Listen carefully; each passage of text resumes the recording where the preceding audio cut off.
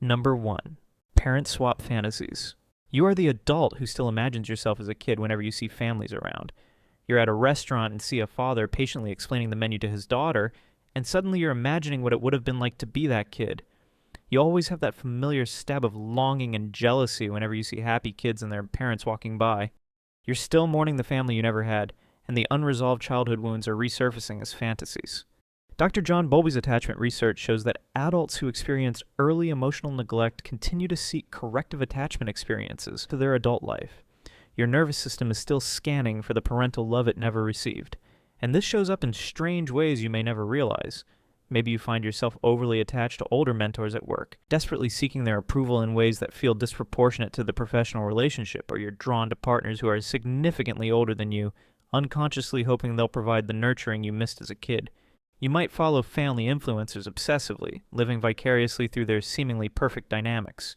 You bookmark articles on parenting advice and study healthy family interactions like an anthropologist trying to decode a foreign culture. But here's the heartbreaking part. You're probably an incredibly empathetic partner because you know what it feels like to not receive emotional support. You give unconditional love, but you receive crumbs in return, because any love feels better than the emotional starvation.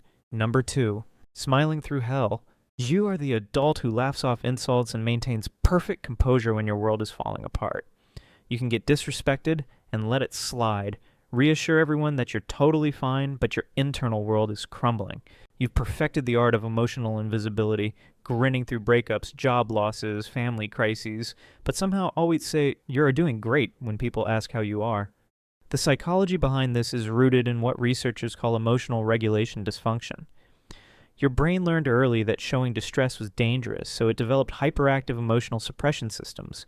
You didn't just learn to hide feelings, you learned to dissociate from them entirely, creating a split between your internal experience and external presentation that's now so automatic you don't even notice when you're doing it.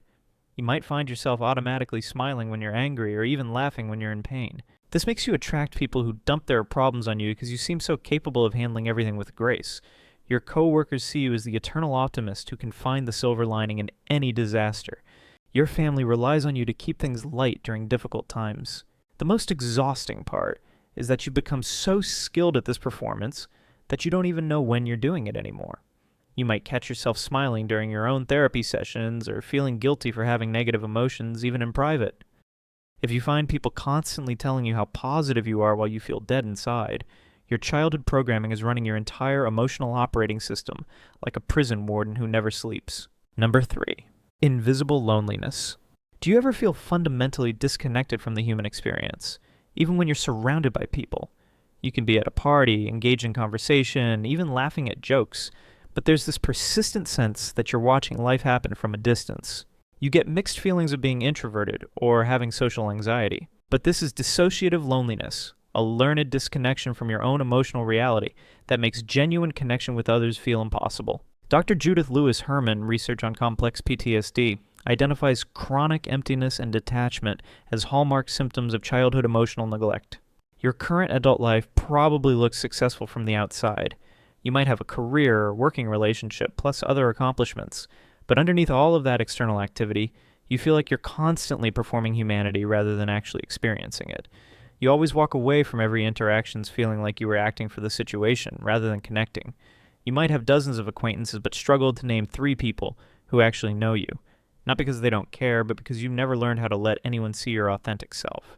This is as a result of childhood experiences where, for example, when you cried after being bullied, your caregivers told you to stop being dramatic instead of comforting you. Or when you proudly showed a drawing you made, they barely looked up and said it was nothing special. Repeated moments like these ignored your feelings, leaving you without the secure base needed to develop healthy self-worth and emotional connection. The devastating part is that your emotional intelligence helps you anticipate others' moods, read between the lines, but keeps you trapped in loneliness because you're too alert to let anyone get close enough to truly see you. You're scanning constantly for signs of rejection or disappointment, and in doing so you never give others the chance to prove they could stay. Number 4. Paper chain bonds. You are the person who has a pattern of intense connections that burn bright and fizzle out very fast. You find yourself attracted to people who are emotionally unavailable, geographically distant, or people who are guaranteed to keep things from getting too real. You might have had dozens of best friends over the years, but can't maintain deep relationships for more than a few months.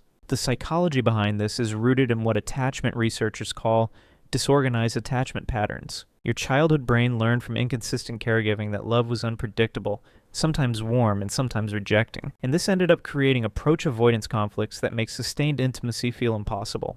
You simultaneously crave and fear a deep connection, unconsciously sabotaging relationships just as they start to matter.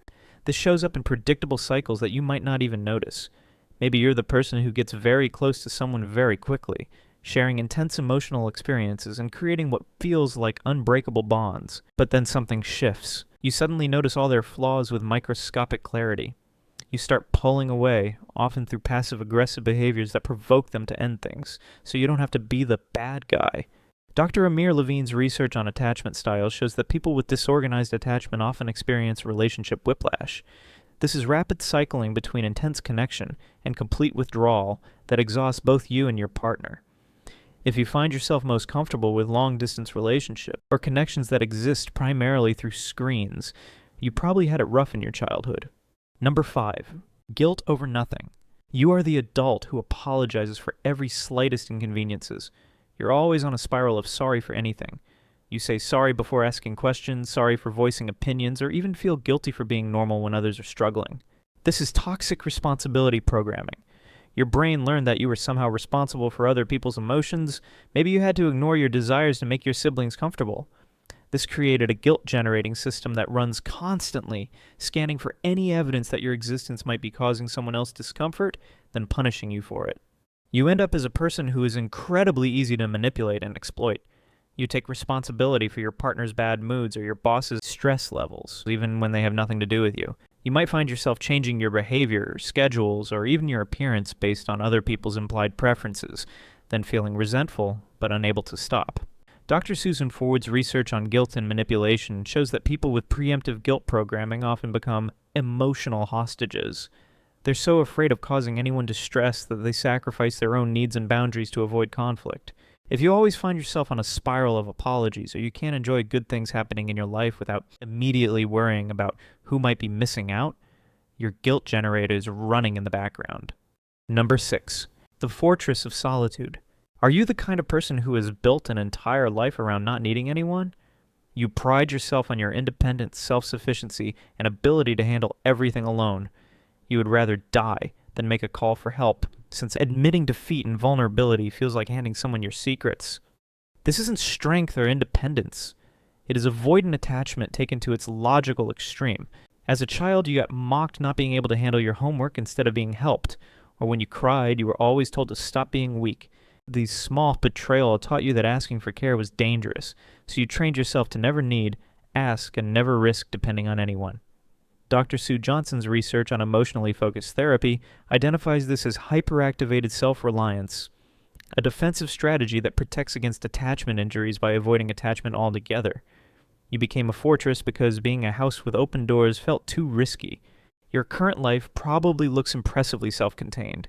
You've built financial security, professional competence, and personal routines that require minimal input from others. You're the person who has backup plans for your backup plans and never has to ask or borrow anything. But you always find yourself feeling simultaneously superior and envious of people who seem to rely on others so easily. You judge their neediness while secretly wondering what it would feel like to trust someone enough to be vulnerable with them.